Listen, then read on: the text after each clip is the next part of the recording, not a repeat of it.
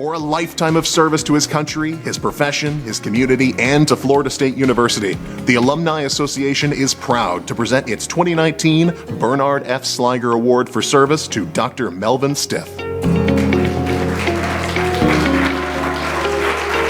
Yes, hi, I'm Melvin Stith. Tonight I'm receiving the Bernard Sliger Award at Florida State University, presented by the FSU Alumni Association. This is just an amazing award for me because during my tenure as Dean of the College of Business at FSU, I got to know Dr. Sliger and what he meant to this campus and how he presented himself that all of us emulated. So it is the ultimate award that I could receive, especially from a place like FSU. It's so dear, not only to me, but to my family who holds about 6 degrees from this wonderful place. Well, good evening. When I got the call from Sam, I said, are you sure you have the right number? Because I was sitting in Syracuse and it wasn't even snowing. But this is a special evening and a very special thanks to the Alumni Association. It's hard to give a university professor 3 minutes to talk when we are programmed to talk in 50 minutes, but we'll do our best. But even to be associated with Dr. Sliger is a special honor, but it is more special to be associated with the great Florida State University. So tonight I am joined by a team of special friends and family to help me celebrate. Dr. Freddie Grooms and Dr. Penny Ralston. Neither needs no introduction to the FSU community.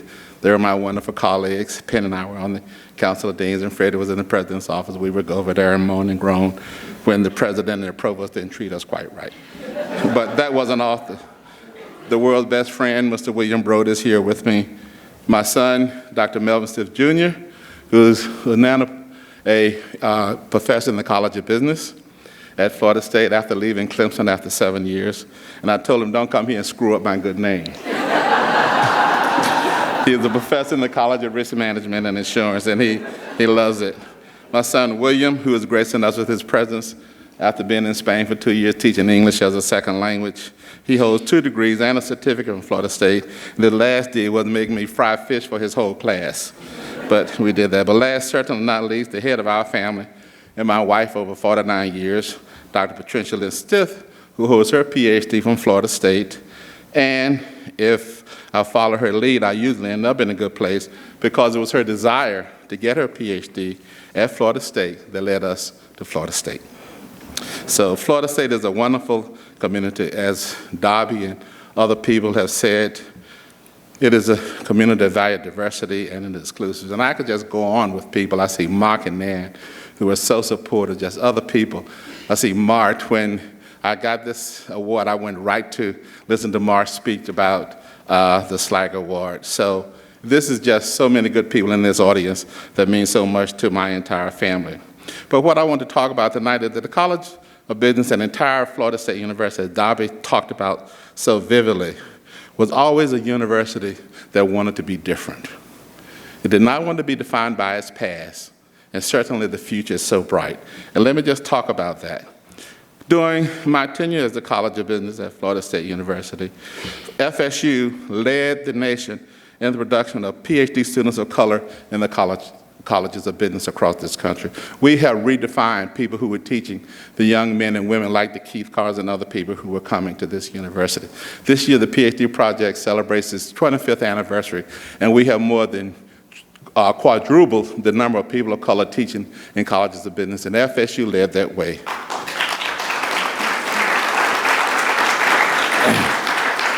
The other innovation that I always liked, President Thrasher, Ms. Thrasher, is that FSU always trusted its employees to do their job.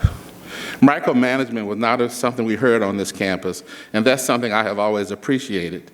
It was always an innovation and approach to its mission, and that led, as you heard, to the building of my relationship with the Morans that continues now over 25 years in a very, very special way. When the Morans gave their first gift to Florida State, they had never been on this campus. Nobody knew them but Patricia and me. And I was down there one day, and she said, Melvin, what are we doing? I was working on, because they have a school called the Youth Automotive Training Center that teach people to be mechanics instead of going to jail. And that program continues to this day. She said, well, if you stay another night, I'll send you home with $1 million. The dean of the College of Business, I said, oh, I can handle that. The next day, was my 25th wedding anniversary. I called Patricia and said, honey, we'll celebrate a little later because this is kind of important.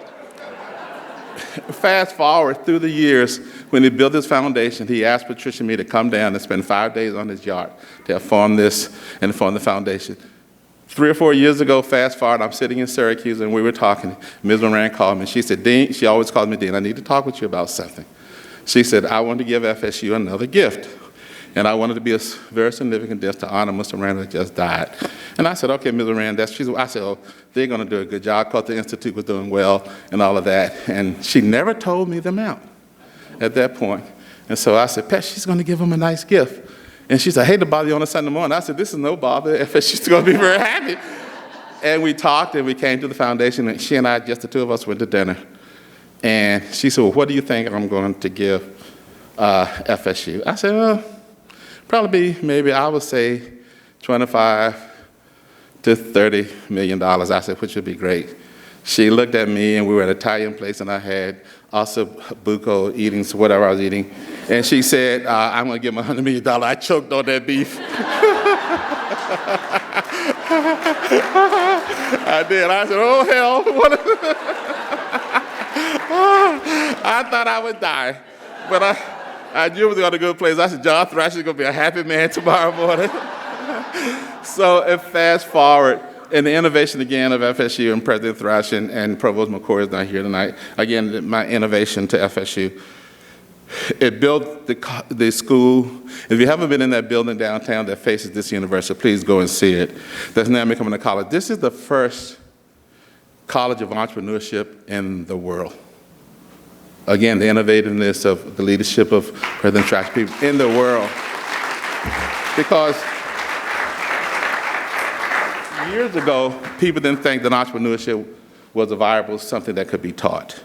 But we know that that's different. So in addition to those scholarships, what you should know, for the past 20 years, the Morans have paid for 2 students of color, one from Jacksonville and one from South Florida, to come to Florida State University and graduate.